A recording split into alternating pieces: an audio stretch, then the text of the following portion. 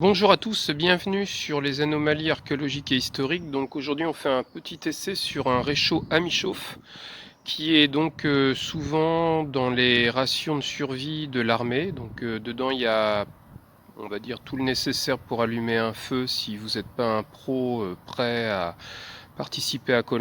Donc c'est mon cas, moi je suis pas un professionnel pour allumer un feu, donc avoir ça dans son sac ça prend pas de place et ça permet de faire chauffer de l'eau rapidement. Donc on a une petite plaque en aluminium pliable, des allumes-feu, des allumettes.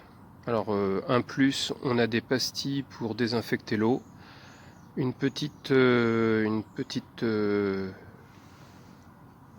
plaque pour prendre donc des boîtes de conserve quand c'est chaud. Voilà, ça permet donc de glisser ça sur la boîte de conserve et ça prend pas du tout de place. Donc on va faire un essai, voir si ça marche bien.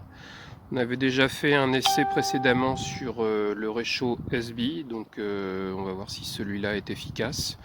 Alors le prix, vous pouvez le trouver sur internet vraiment pour des prix dérisoires, entre 5 euros grand maximum. Et je vous dis, ça vous permet d'allumer 6 feux facilement sans prendre de risque pour la forêt. Voilà, faut faire attention bien sûr.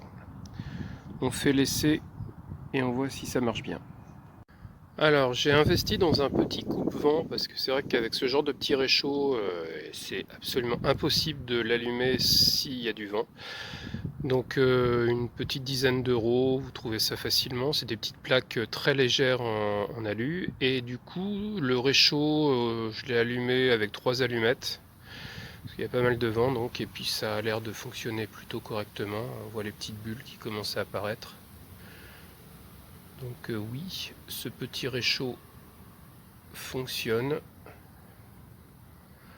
Par contre, sans protection au vent, c'est quasi impossible à allumer.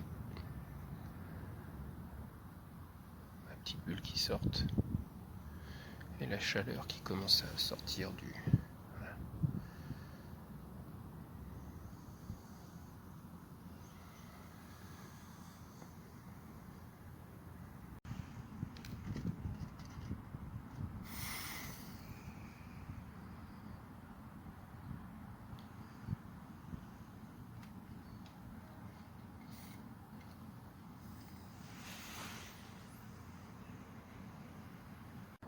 Alors le réchaud à mi-chauffe fonctionne très bien. Petit conseil, prédécoupez vos allumes-feu avant de partir, comme ça vous les abîmerez pas, parce que moi j'en ai abîmé un en l'ouvrant.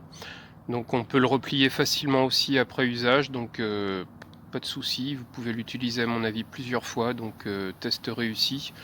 Peut-être moins pratique que le réchaud SB, donc je préfère quand même le réchaud SB, mais voilà, si vous devez partir en randonnée, prévoyez l'un des deux avec vous, parce que c'est vrai que ça permet quand même d'avoir une sécurité pour allumer un feu facilement et rapidement. Voilà.